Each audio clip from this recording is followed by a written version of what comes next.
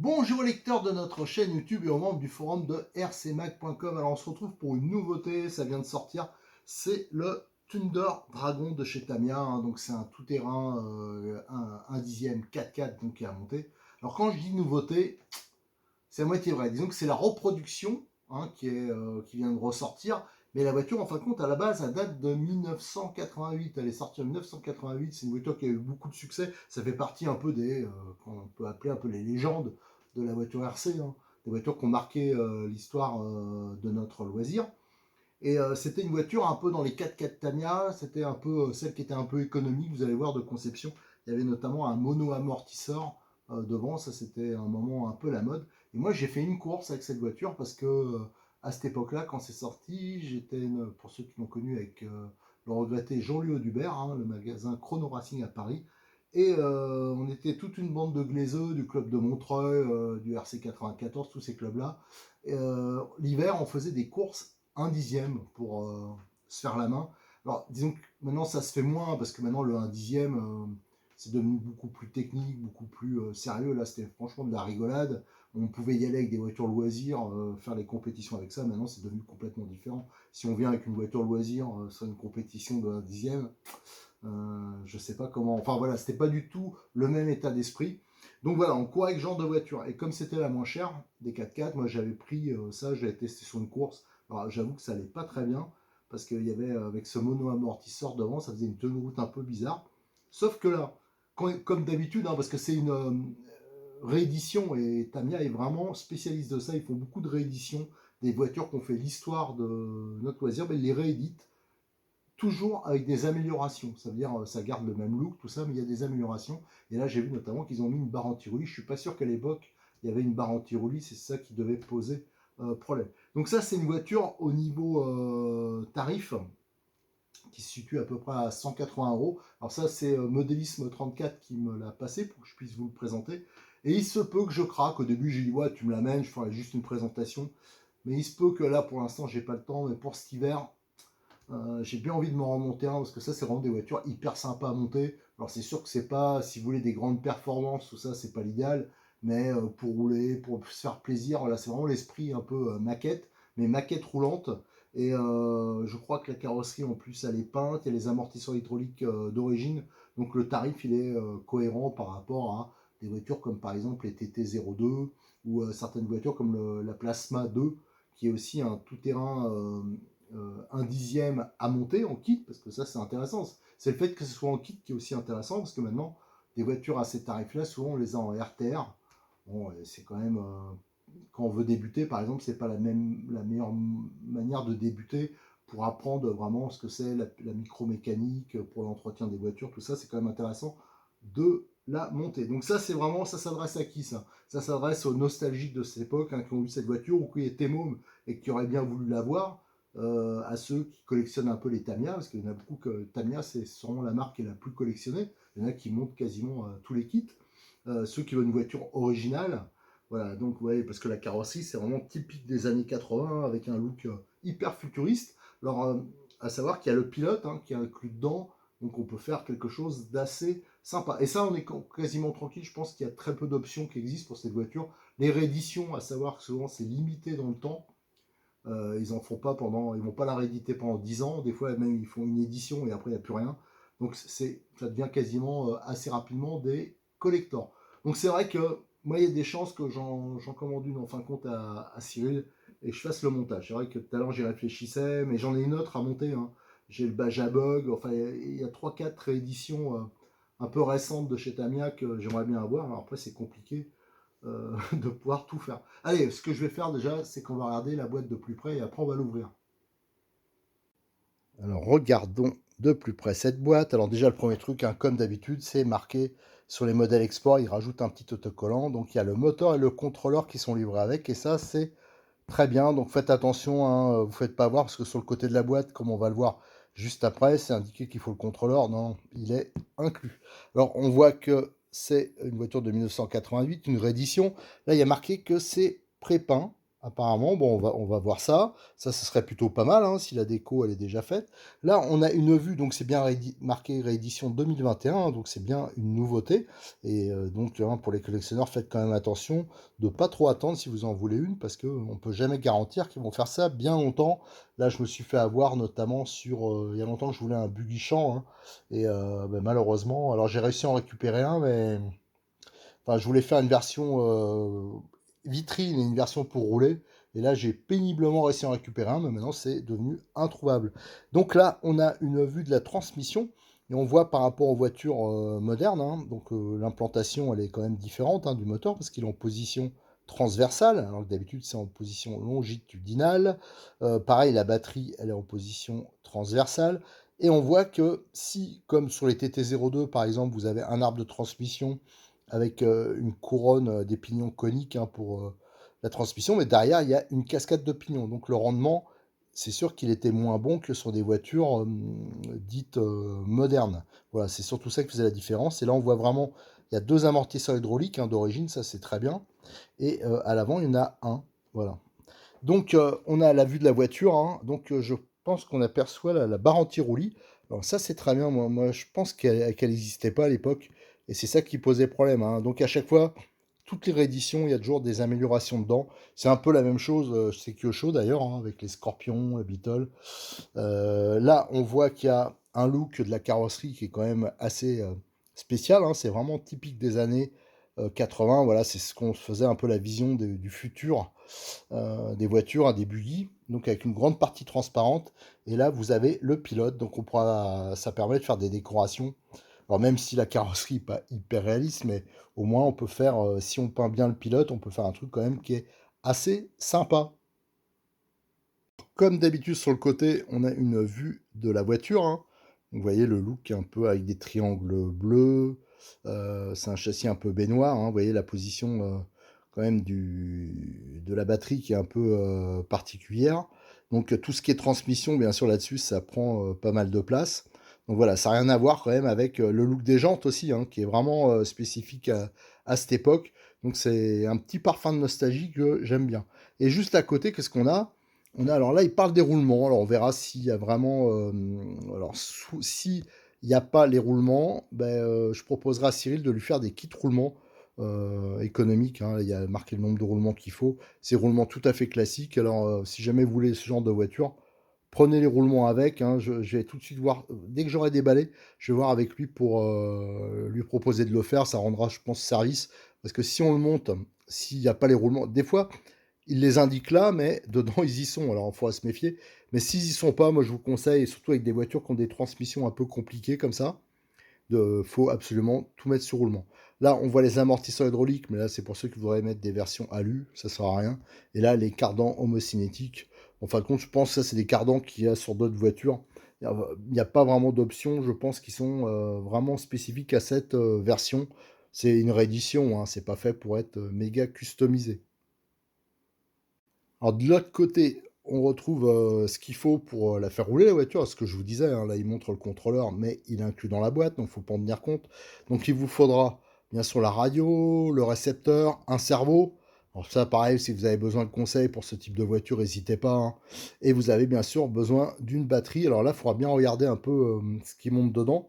Là c'est sûr que du NiMH, ça sera peut-être plus adapté par la forme, ou alors des batteries, il faudra avoir le logement, hein, sur la voiture, mais à l'époque, bien sûr, c'était des logements arrondis, tandis que maintenant, avec les batteries LiPo, c'est des angles droits. Donc ça, il faudra avoir. Et bien sûr, un chargeur.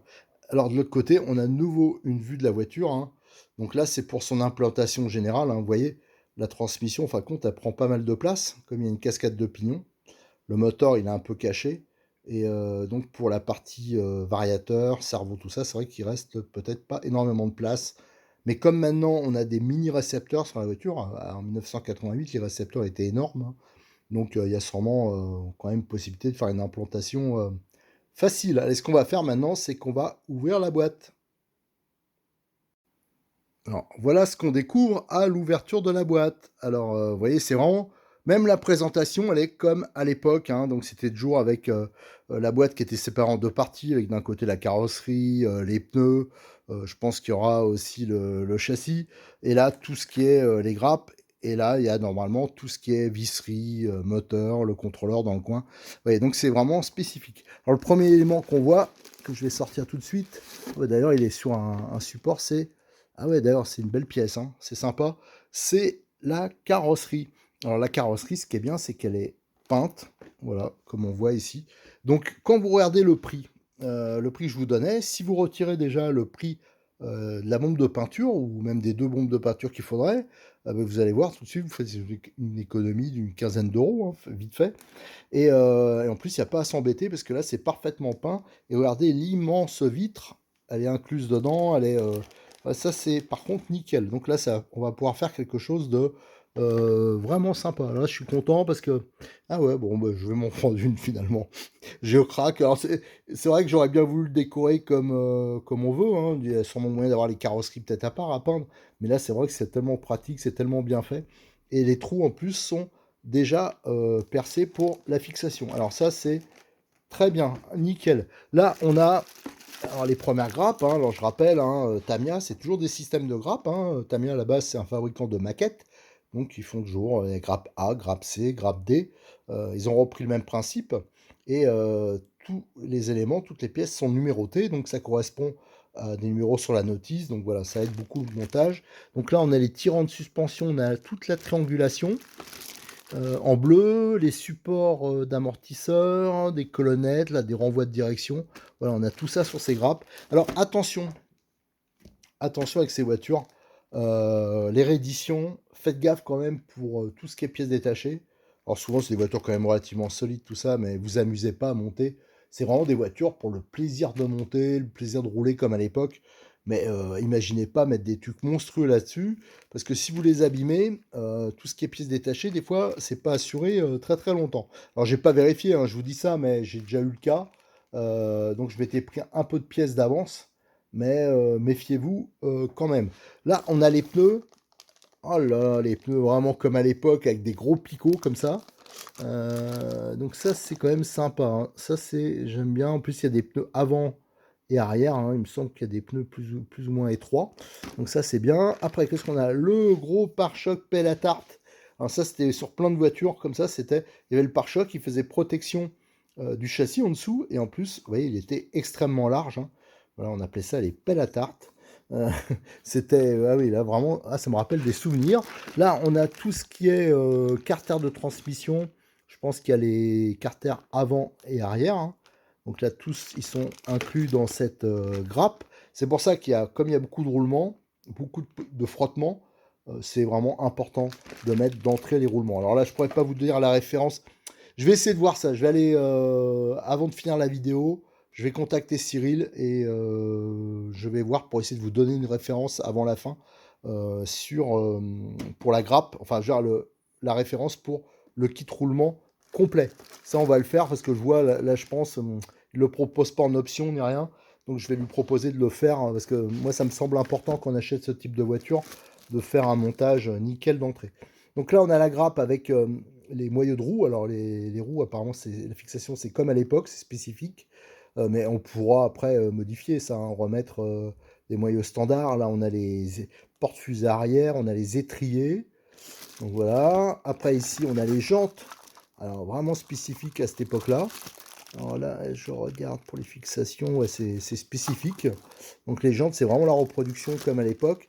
On a le châssis baignoire. Alors ça aussi, c'est vraiment les Tamiya de l'époque. C'est comme ça, une sorte de châssis baignoire. Voilà, où on voit pour l'interrupteur, l'AQ. Regardez le logement, ce que je vous disais tout à l'heure. Méfiez-vous, toutes les batteries. Alors les batteries NIMH, je pense qu'elles vont monter. Mais le reste, c'est peut-être pas évident. Voilà, alors après, qu'est-ce qu'on a? On a ici, c'est comme d'habitude, le contrôleur, hein, donc qui a été rajouté parce qu'il est que sur les modèles export, mais c'est très bien qu'est ce contrôleur. Alors je ne sais pas quel modèle c'est exactement, mais normalement, c'est le modèle où on peut monter. Il y en a deux, hein. Il y en a un qui est ultra simple, l'autre qui est un peu plus sophistiqué, celui qui est sur les TT01, TT02. Et lui, on peut mettre du lipo dessus. Enfin, du lipo, j'ai une bêtise, un moteur. Trou de mémoire, c'est horrible. Un moteur brushless, voilà, c'est ça que je voulais dire. Trou de mémoire terrible. Alors là, qu'est-ce qu'on a? Là, c'est les bras du pilote. Et là, il y a un couvercle. Donc, vous voyez, vous pouvez vraiment peindre le pilote. Donc, la tête, elle doit être quelque part. Elle est normalement moulée en ABS, en plastique. Mais là, c'est en Lexandre. Ça permet, si vous êtes soigneux, de faire vraiment quelque chose de type un peu maquette. Et là, ça vaut le coup de quand même un peu s'embêter pour le faire propre. Alors, ce que je vais faire, je vais sortir tout ce qui est notice, tout ça, et après, on ouvrira cette boîte-là. Avant de regarder ce qu'il y a dans la boîte, avec les petits accessoires, la visserie, les petites pièces plastiques, et regarder la notice, les planches d'autocollant, j'ai voulu revenir sur en fin de compte, le châssis. Alors là, vous avez donc le châssis, et vous avez donc ici le logement. Et c'est pour ça que je voulais vous montrer, hein. Là, vous avez un accu, une batterie NiMH classique. Là, elle rentre parfaitement, il n'y a pas de souci. Par contre, avec une lipo, là aussi classique, donc avec des angles droits, vous voyez, là, ça ne va pas rentrer. Alors, il y a peut-être moyen de bidouiller, mais ça ira pas. Par contre, à savoir qu'il existe, hein, bon, de toute façon, je pense qu'une batterie NiMH, ça suffira largement sur ce type de voiture. Il sera quand même plus réaliste. Mais si on veut mettre vraiment une batterie de type lipo, il en existe avec les bords arrondis, hein, comme celle-ci. Ça, faut demander à votre détaillant. Je sais que Cyril, il en a, hein, mais c'est quand même pas ce qui est le plus courant et c'est quand même des batteries à petite capacité après. Alors pour le kit roulement, alors là, voilà, j'avais un peu interrompu la vidéo, là, une petite heure pour voir avec Cyril. Donc il m'a donné la référence, hein, du kit visserie. C'est moi qui vais lui faire, hein, du coup, comme j'ai la voiture là. Ça sera la référence 1346. Donc si vous voulez le kit roulement directement avec la voiture, donc vous pourrez le prendre en option, le kit 1346. Alors j'ai vidé la boîte, hein, qui contenait tous les accessoires et on va regarder ce qu'il y a dedans. Alors déjà, il y a un petit morceau de grappe là, c'est les fusées, porte-fusées avant. Voilà. Ici, on a une grappe, c'est la grappe A. Enfin, la grappe A, non, c'est le sachet A. Ça, c'est toujours comme ça sur les kits Tamiya. Donc, dedans, vous avez tout ce qui est visserie. Là, apparemment, hein, c'est bien ça. D'origine, il y a. C'est vrai que donc, pour le prix, c'est pas mal ça. Il y a le support de moteur qui est en aluminium. Donc, ça, c'est plutôt pas mal. On voit des axes, là, de la graisse. Toutes les bagues, là. C'est ça qui est pas mal de remplacer par des roulements. Alors ça, quand même, j'aimerais bien voir de plus près parce que je vérifierai par rapport au kit roulement qu'ils annoncent Tamiya. J'ai l'impression qu'il y en a plus que ça. On va regarder de plus près. Il y a les satellites et les planétaires qui sont en aluminium. Donc ça, c'est bien. Ici, on a toutes les pièces de transmission. Donc c'est les différentiels, hein. Ils sont assez balèzes avec les couronnes. Donc c'est du gros module. Ça ne devrait pas bouger. Ici, on a les gros colliers là, réutilisables. Ça, c'est pour fixer la batterie, des colliers d'échappe, des pas inversés. Tiens, il y a pas mal de pas inversés, c'est-à-dire que la direction, ça, j'avais pas fait attention, mais c'est pas comme beaucoup de voitures, comme sur les TT01, TT02, les M05, M06, où souvent c'est pas réglable. Là, ça sera donc réglable, donc ça c'est bien. La tête du pilote, voilà. Donc là, on a la tête du pilote, donc ça qu'il faut peindre soigneusement si on veut faire façon maquette. Là, on a la partie sauf cerveau, la grappe classique chez Tamiya, hein, ils sont assez spécifiques. Là, c'est des circlips. Ici, on a les amortisseurs jaunes, comme à l'époque. Je peux vous assurer qu'ils sont très bien, ces amortisseurs. Il y en a même qui montaient ça sur leur TT1 8e. C'est pour vous dire. Donc, les amortisseurs jaunes de l'époque, comme à l'époque. Hein, maintenant, ils sont à peu près comme ça, il faut dire. Là, on avait les grappes. Hein, voilà, là, il y a des... Si vous regardez les pistons, il y en a avec des trous énormes, là. Et c'était des petites cales. Donc, voilà. Donc, là, la grappe. Ici, c'est le cardan de transmission centrale, hein. Donc c'est en corde à piano pliée. En fin de compte, c'est pas mal ce système-là parce que ça permet d'avoir une certaine souplesse. Le moteur type Mabuchi 540. Et là, on retrouve encore... Non, mais j'en ai parlé ça déjà. Non, non, j'en ai pas reparlé. Est-ce que je retrouve... Attendez, alors que je ne me mélange pas. Si, ben, j'ai dû déjà l'évoquer. Parce que je vois qu'il y a de nouveau les bagues. Enfin, ça doit être peut-être d'autres. Alors là, il y a les bagues Donc ça doit être au niveau des roues. Il y a des pas inversés partout, regardez, on les voit là. Il y a les bidons d'huile, les rotules, les membranes pour les amortisseurs, la clé, les ressorts. Enfin voilà, donc c'est assez complet. Et je vous dis, pour les roulements, je vais regarder ça avec la notice, je vais regarder de plus près. Si vraiment ce qu'ils annoncent sur la boîte, il est complet. Moi j'ai un petit doute, j'ai l'impression qu'il y a des roulements aussi de plus petit diamètre. Alors, on va finir avec la planche d'autocollant et la notice. Alors la planche d'autocollant, voilà, elle est assez complète, hein. Je rappelle que la peinture est déjà faite, ça c'est bien. Je pense que dedans il y a peut-être pour la décoration, je sais pas, je le vois pas. Peut-être du pilote, je sais pas. Bon, enfin en tout cas, il y a vraiment tout pour faire la décoration comme sur la boîte. Voilà, donc ça c'est complet. Et là vous avez la notice donc du Thunder Dragon. Alors version 2021 bien sûr. Donc, comme d'habitude chez Tamiya, vous avez au début des informations d'ordre général. C'est en français, en anglais, en allemand. Donc vous avez le montage par exemple du différentiel. On voit ces différentiels avec des pignons métalliques. Il y a 3 satellites. Bien sûr, il n'y a pas de joint, hein, donc on met de la graisse plutôt mécanique là-dedans. La transmission, vous voyez, intermédiaire. Donc il y a tout ça à monter, tous les arbres de transmission, et je vois les roulements, hein. Donc il y a des 5-11, mais il y a aussi des roulements de plus petite taille. C'est pour ça que sur la notice, je me méfie. Je pense que pour le kit roulement, il va falloir vraiment bien regarder. Voilà, donc le montage des amortisseurs. Voilà, donc c'est complet. Le montage, bien sûr, du pilote. Toute la partie transmission centrale ici, hein, on voit le cardan en corde à piano. Donc la partie supérieure là qui sert de cache, hein, donc vous voyez la partie en Alexandre qu'on voyait tout à l'heure, en fin de compte c'est pas juste le bas du pilote, hein, c'est tout le cache supérieur, c'est ce qu'on va voir en fin de compte par les vitres de la carrosserie. Donc ça c'est important de bien le faire, de ne pas le faire à l'arrache. Donc là on a la découpe, ça c'est pour les versions, je pense qui sont pas peintes. Voilà, les pneus, voilà, toute la décoration, et vous voyez tous les numéros là, ça correspond. Vous voyez, vous avez par exemple le numéro 23, le numéro 7, tout ça. Et ça correspond aux numéros qui sont sur la planche d'autocollant. Donc c'est simple, vous avez besoin de, par exemple, du numéro 7, vous savez que c'est celui-ci. Voilà, donc ça permet de s'y retrouver plus facilement. Et à la fin, comme d'habitude sur les Tamiya, vous avez les grappes, vous avez la composition des grappes, par exemple la grappe A, les carters, la grappe E, là c'est tous les pignons de transmission. Ouais, vous avez tout, et vous avez aussi le contenu des sachets.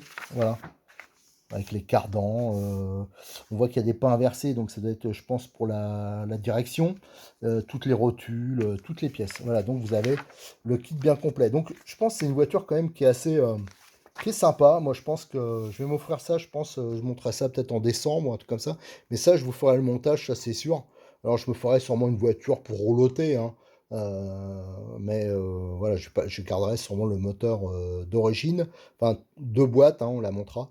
Vraiment comme on la montait à l'époque. Voilà la présentation donc de ce Thunder Dragon. Donc vous aurez sûrement une suite, hein, avec le montage. Et de toute façon, entre-temps, j'aurai d'autres voitures, des reproductions, des rééditions plutôt anciennes de chez Tamiya à voir, parce qu'actuellement, c'est depuis quelque temps, c'est à la mode et ils en sortent régulièrement. Je vous en ai déjà présenté, mais j'en ai des nouvelles qui arrivent. Allez, bientôt, à bientôt sur notre chaîne YouTube et aussi sur les forums de RC Mag, et pour les amateurs de vintage sur rcmag.com, rcmagvintage.com.